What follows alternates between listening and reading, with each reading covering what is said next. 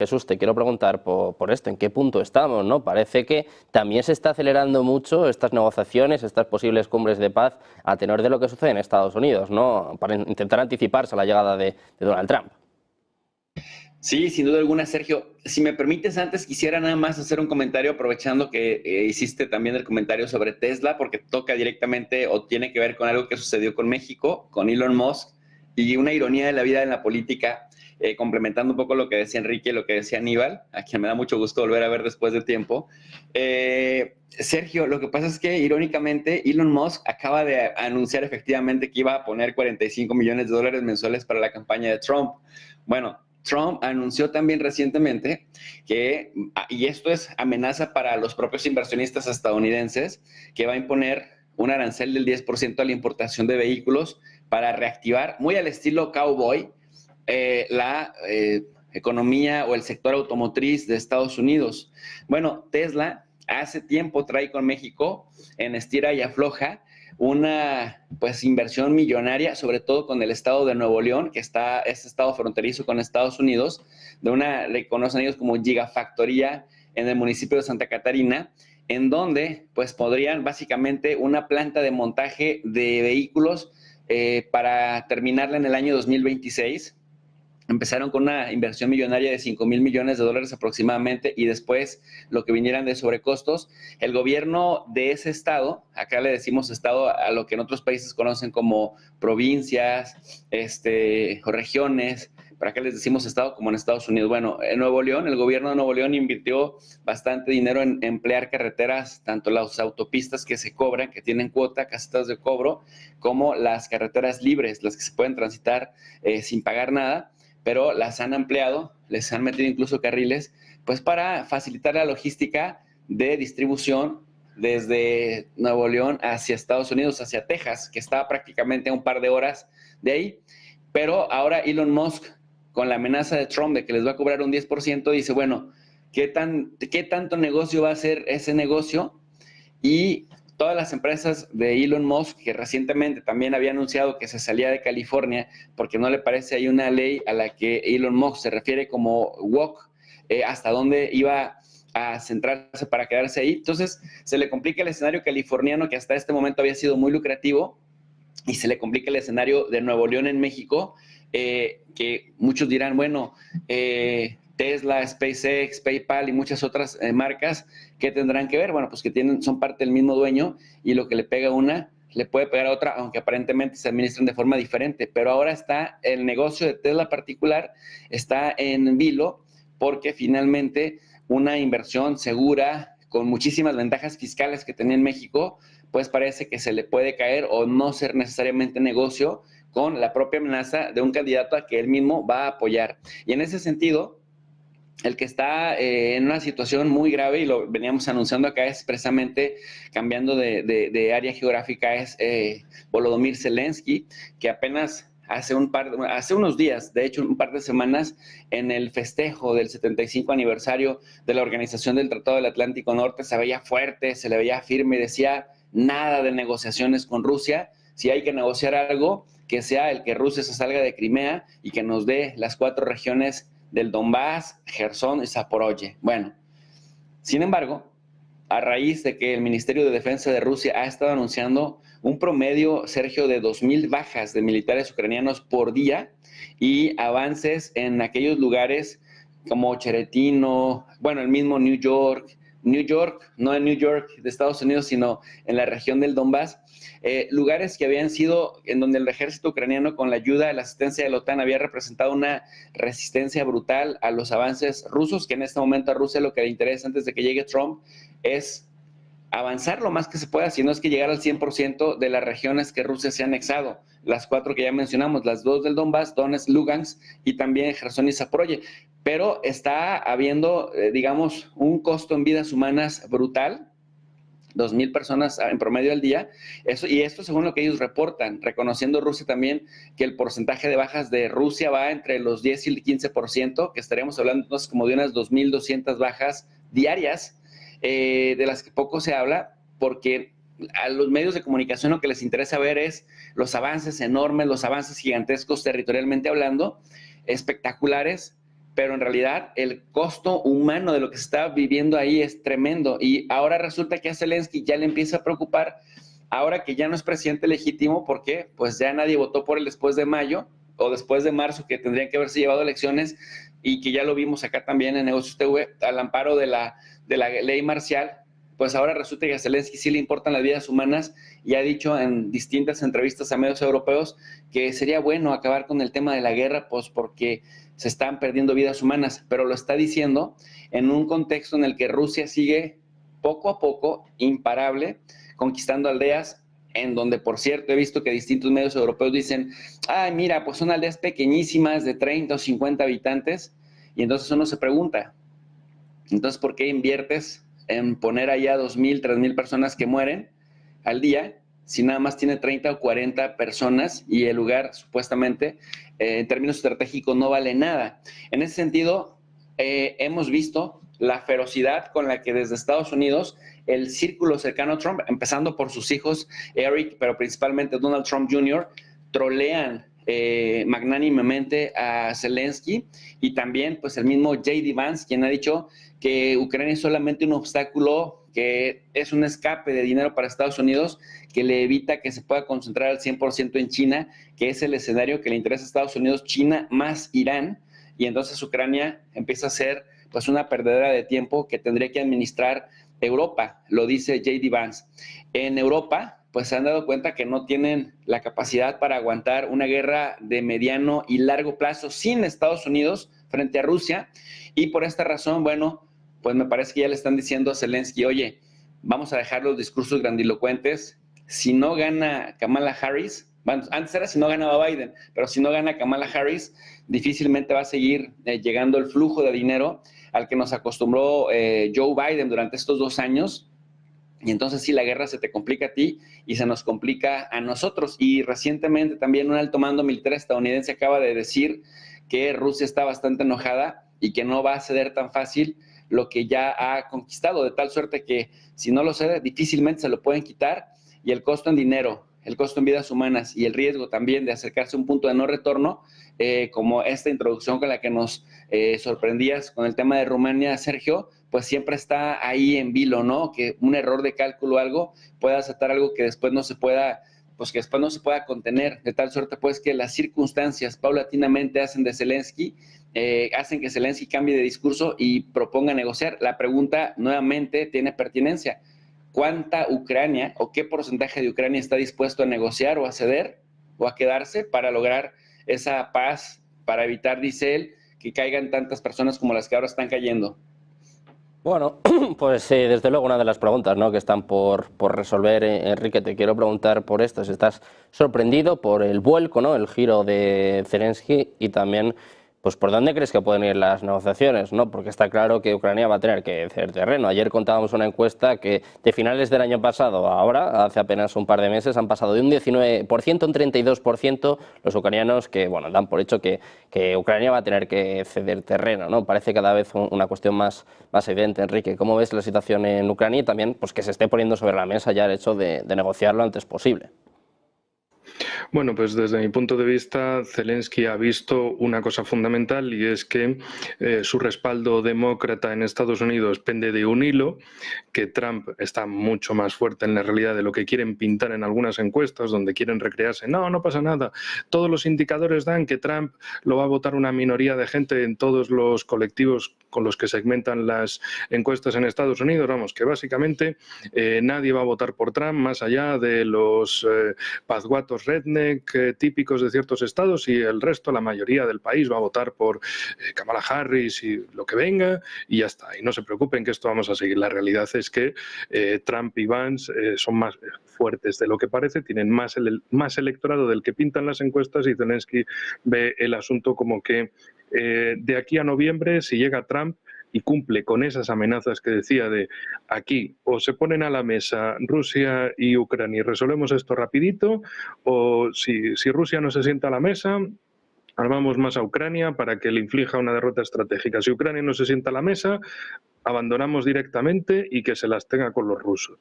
Entonces, en este sentido, claro, es un tipo que además su orientación es hacia China, no hacia Rusia. siempre lo fue durante los 4 años en que estuvo. Su obsesión era detener a China, porque el tipo es un hombre de negocios. Y lo que ve es que el gran problema para Estados Unidos es China. China va por su cuenta, no le gusta, y entonces, ¿qué pasa?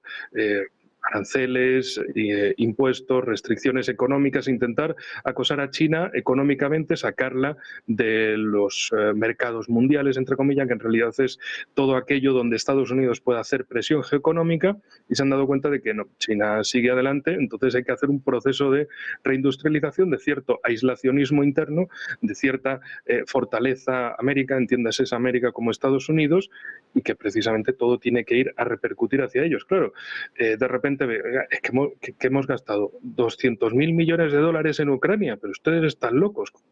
¿Cómo es que hemos gastado todo ese dineral en estos tipos y tenemos el país hecho un desastre? Pero ustedes han visto el tema de las drogas, pero ustedes han visto las infraestructuras, pero ustedes han visto que los chinos nos superan en todo tipo de cosas.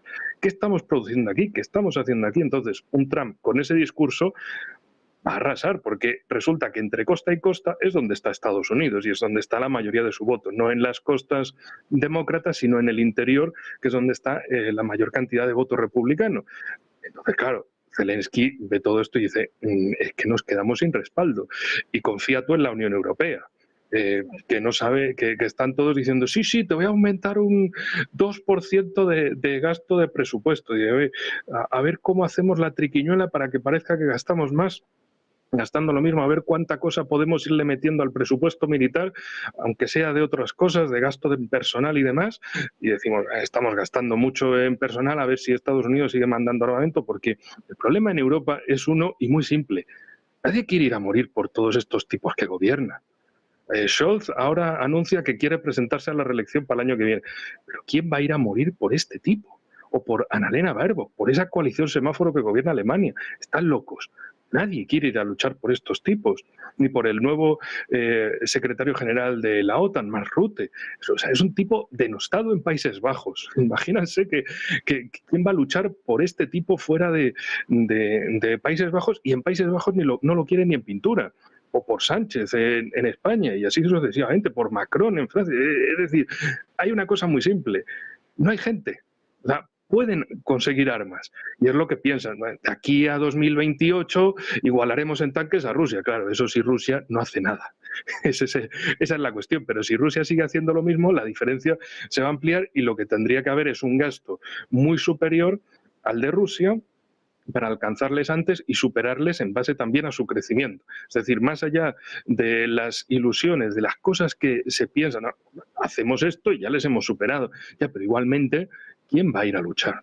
Es decir, a los ucranianos los han metido en esto, pero ¿quién va a ir a luchar más allá del asunto? Y además hay una nota que vi hoy del Kyiv Post, donde desde Polonia lo que dicen es, hasta que no se resuelva el caso de la masacre de Volinia de 1943, que es un caso muy traumático para Polonia, porque los nacionalistas ucranianos, que son los que hacen de carne de cañón para Zelensky y para Occidente, esos tipos son los que en 1943 asesinaron a miles de polacos. Entonces, para Polonia, eso es un trauma personal. Y lo que han dicho es, mira a ver qué haces con esto y reconócelo. Porque si no, la entrada en la OTAN, poca cosa. Es decir, no solo se junta el recelo de Hungría por el trato a las comunidades húngaras que quedaron en esa Ucrania postsoviética, sino que también desde Polonia es un pasito adelante, pero ojo, que no olvidamos lo que hicisteis vosotros. Y ese también es un foco de tensión evidente entre unos y otros. Y lo ha sido desde 2014, desde el golpe del Maidán. De que esos grupos nacionalistas que tomaron el poder no es que sean simplemente antirrusos, que son antipolacos, antirrumanos, antihúngaros, anti todo lo que se ponga. Entonces la cuestión aquí es, a Zelensky se le acaban los soldados, a Zelensky se le acaban los amigos estadounidenses que son el verdadero respaldo, un Trump que dice que yo te dejo, que a mí me da lo mismo, que este no es mi problema, la guerra existencial en Ucrania es para Rusia, no para vosotros, no para Estados Unidos. A nosotros esto es como lo de Afganistán, que nos vamos, un drama, mira Biden el ridículo que montó, pero al día siguiente ya vamos a otra cosa. O sea, no es una guerra importante, vital para Estados Unidos, lo es, eso sí, para países europeos y para la OTAN en Europa. porque todo su prestigio se juega en eso. Han apostado todas las cartas a que Rusia va a perder, a que ellos van a ganar en Ucrania, y la realidad es que no es así. Y un último detalle, precisamente, que también vi hoy, y es que precisamente Vladimir Putin ha celebrado una reunión de desarrollo socioeconómico de los nuevos sujetos de la Federación de Rusia, es decir, Donetsk, Lugansk, Zaporozhye y Gerson, para que de aquí a 2030 estén, en cuanto a leyes e indicadores socioeconómicos, al mismo nivel que el resto de regiones rusas. Es decir, que desde Rusia ya se llega a una futura negociación con base a esto no se va a quitar. Otra cosa es si Rusia va a pedir, va a exigir de que es condición sine qua non que Ucrania se retire del resto de los territorios de estas regiones que no controla Rusia ahora, o se va a hacer una paz, un armisticio por la línea de contacto, es decir, por la línea del frente. Pero claro, también hay un último detalle, y ya de verdad con esto termino, y es que Ucrania tiene una ley que prohíbe negociaciones con Rusia, y eso sigue en vigor. Entonces, ¿Rusia qué va a decir? Oigan, ustedes tienen prohibido negociar conmigo, cambien eso, si quieren negociar, ¿no? Y China dice, oigan, la seguridad en Ucrania es igual que la seguridad en Asia-Pacífico. Esto tiene que ser integral, porque también tiene su problema. Bueno, pues precisamente pendientes de Estados Unidos, volvemos a repasar las caídas en las bolsas. Se siguen profundizando. Tesla, les decíamos hace apenas unos minutos que caía cerca de un 10%, ya va por un 12% de caída, más de 2 puntos. Se deja en estos momentos el Nasdaq en torno al 2,30%, caídas también importantes para el S&P en torno al 1,50%. Como les decíamos, sobre todo el foco está puesto en las tecnológicas. Veíamos caídas para Google, para Microsoft, todo apunta a un miércoles negro para las bolsas, sobre todo, como decimos, para el Nasdaq, que se deja más de 2 puntos porcentuales. Mucho tiempo hacía que no se veían caídas de este tipo, sobre todo Tesla, la empresa de Elon Musk, que se deja cerca de un 12%, muy pendientes de las bolsas, de estas caídas en Wall Street, eso de las 5 de la tarde, como os decimos, iremos con un programa especial pues para explicarles, para analizar lo que está sucediendo en estos momentos. Vamos a mirar también al FBI, al director del Buró Federal de Investigaciones de Estados Unidos, Christopher Wray, está testificando hoy precisamente por el atentado contra Donald Trump, y ojo porque lanza una alerta. Dice, en Estados Unidos estamos viviendo en un entorno de amenaza elevada. Dice que el intento de asesinato del condado de Butler contra el expresidente de Estados Unidos es otro ejemplo particularmente atroz y muy público. Es lo que está anunciando en estos momentos en una audiencia de la Cámara de Representantes. Ayer, como saben, dimitía la directora del Servicio Secreto de Estados Unidos, dimitía Kimberly Chittle. Ahora está hablando el director del FBI. Dice, reitero, que el hecho es otro ataque más a la democracia del país, y agregó que no se va a tolerar ningún tipo de violencia política. Dice Wray, estamos poniendo todos los recursos del FBI a disposición, tanto de la seguridad criminal como de la seguridad nacional. Agregó que la agencia va a llegar al fondo de lo ocurrido el pasado 13 de julio. Se siguen dando vueltas en Estados Unidos al atentado, al intento de asesinato de Donald Trump. Como decimos, está compareciendo en estos momentos el hombre que ven en sus pantallas, Christopher Wray, que dice, en Estados Unidos estamos viviendo en un entorno de amenaza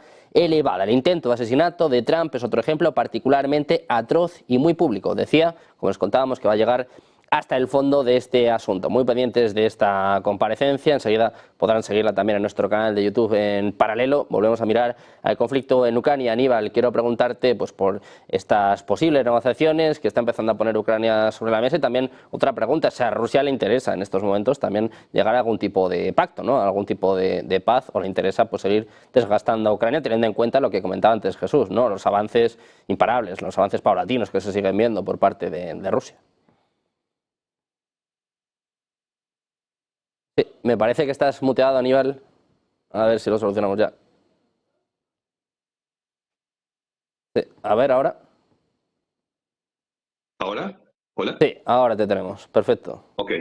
El Zelensky, nosotros le llamamos la hormiguita viajera, porque se pasó 2 años viajando permanentemente a Europa, a Estados Unidos y pidiendo por toda parte. Siempre con su narrativa de que había que vencer a Vladimir Putin. No se refería nunca a Rusia, se refería siempre a Vladimir Putin. Quebrar la Rusia de Vladimir Putin. Algo que indudablemente escapa a la realidad. Siempre escapó a la realidad. Eso se lo metieron en la cabeza o se lo metió él mismo. Ahora, cuando él habla ahora de salir a negociar urgentemente con Rusia, y porque ya veía el proceso que había dentro de la política norteamericana, ese malestar que había internacionalmente con Biden por su posible enfermedad, por la edad avanzada que tiene Biden. Inclusive él sintió que estaba perdiendo uno de sus mejores aliados en este proceso. Ahora, Zelensky, cuando ahora trata de decir es urgente que hablemos de paz, Vladimir Putin dice, ¿y quién le puede creer al señor Zelensky que realmente quiere paz?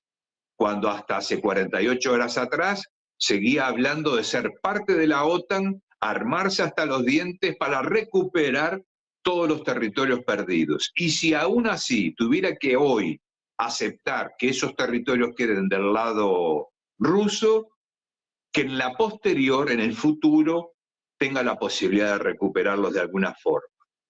Él sabe de cualquier manera que para llegar a un acuerdo aquí, él tiene que aceptar perder todo lo que Rusia hasta el día de hoy ha conservado dentro de su defensa. Ahora, hay algo más en juego aquí. Para Rusia, todo lo que ha conquistado, por decirlo de alguna manera, o recuperado, pierde una cierta calidad de seguridad absoluta cuando deja una puerta tan importante abierta que es Odessa.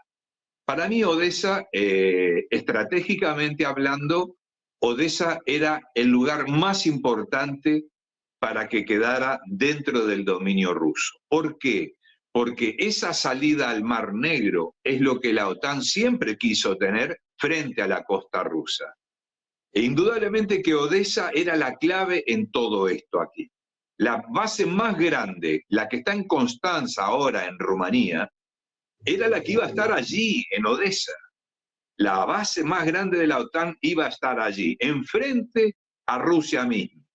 Entonces, si esa Odessa queda para atrás Gagaucia, queda para atrás Transnistria, y quedan muchos problemas geopolíticos importantes para Vladimir Putin. Vladimir Putin tiene un gobierno por delante de 6 años, pero él quiere dejar un legado en el cual sea recordado como que colocó a Rusia dentro de una, por decirlo de alguna forma, fortaleza, protegiendo sus fronteras, su capital Moscú, que de cualquier manera quedaría al alcance de cualquier misil, como se dice, ¿no?, desde Alemania o desde Francia o de Inglaterra o mismo de allí de Ucrania, en las fronteras con Lituania, con Estonia, con Finlandia, de cualquier parte ya los tiene allí en su puerta, en su frontera. O sea que Ucrania en ese aspecto no le aseguraría más seguridad. Lo que sí le aseguraría es que la OTAN no tuviera ese puerto de Odessa. Ahora, para llegar a esta negociación aquí, lógicamente que las condiciones las pone Vladimir Putin. Y ahora digo sí, Vladimir Putin, no Rusia. Las condiciones en esta negociación van a ser impuestas por Vladimir Putin. Y van a ser unas condiciones nada fáciles de aceptar, ni por Zelensky, que importa poco realmente la decisión que tenga en este caso Zelensky. Él no toma la decisión la toma el conjunto, ese bloque que hay atrás, ese triángulo que yo digo que hay detrás de Zelensky, que es Reino Unido y Estados Unidos y Francia, indudablemente, ¿tá? Son ellos los que toman las decisiones finales, qué se acepta y qué no. Y para llegar a ese acuerdo falta mucho tiempo todavía. Eso no se resuelve ahora, de aquí a un mes, a 2, a 5 o a 6. Ni siquiera, yo lo dije el otro día, ni siquiera Donald Trump tiene el poder como para poder detener esa guerra en 48 horas, en 24 horas, como él bien decía. Él no tiene ese alcance para poder detener a Rusia cuando estamos hablando aquí, como decían los compañeros, de una guerra existencial para Rusia. Aquí se trata no solo de soberanía, no solamente de frontera, no solamente de seguridad, sino la cultura, la vivencia del pueblo ruso, al cual se intentó y se lo habló y se lo dijeron 500 veces desde la OTAN, desde la Unión Europea, que hay que quebrar a Rusia, repartirla en 300 pedazos para poderse apropiar de todos sus recursos naturales que dicen que son del mundo, que no pueden ser solo de Rusia. Caramba, si eso lo dijera Rusia, de que todo lo que tiene Estados Unidos adentro tiene que ser también de derecho del mundo, y no solamente de Estados Unidos, ¿de qué estaríamos hablando aquí, no? Más, como lo dicen ellos, está bien dicho, y eso es inaceptable. Es inaceptable para Rusia. Y en esta negociación, como lo dije, es muy difícil llegar a ese acuerdo. Cuando OTAN no quiere perder y cuando Rusia, Vladimir Putin, tampoco quieren. Entonces, como está en juego algo mucho mayor que lo que tiene en juego la OTAN, para Rusia está en juego aquí algo mucho más grande de lo que está implementando aquí la OTAN y la Unión Europea. Y como decían los compañeros también, Europa en sí no tiene cómo enfrentarse a Rusia. Y no nos olvidemos aquí de esa alianza que acaba de llevarse a cabo entre Rusia y China, esa hermandad, y que va más allá de lo político, más bien va hacia lo geopolítico también.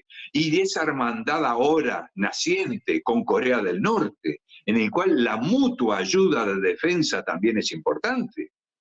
Un ejército que no deja de ser importante. Esa convivencia pacífica y buena y notable que se empieza a gestar con Irán. Entonces, ¿aquí qué estamos logrando? ¿O qué logró la OTAN? La OTAN logró que Rusia juntara a todas aquellas naciones que están asediadas, que están sancionadas, que están maltratadas por Estados Unidos y por esa Unión Europea en la que yo llamo de gobiernos ocasionales. Todos estos gobernantes, como decía el compañero aquí, Olaf, Macron, del Reino Unido, estos son todos ocasionales, pero son todos guerreristas. Ninguno quiere la paz. Ahora, ¿quién querría morir por estos señores? Nadie. El ciudadano europeo, el ciudadano, el que vota, quiere paz, no quiere esto, quiere mejoría, quiere que le devuelvan la economía que tenían hasta hace 5 años o 3 años atrás. El ciudadano europeo quiere vivir en paz, no le importa si Rusia sigue creciendo más o menos.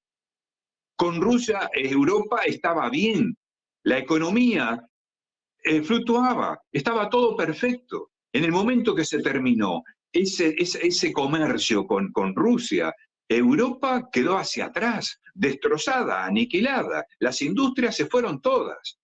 Entonces, ¿Europa está mejor que antes de este conflicto o está peor? Indudablemente que está peor. Y como yo le digo a los compañeros analistas, no se dispararon en el pie. La Unión Europea no consiguió con todas esas sanciones dispararse en el pie. Fue un suicidio colectivo. Esa es la realidad.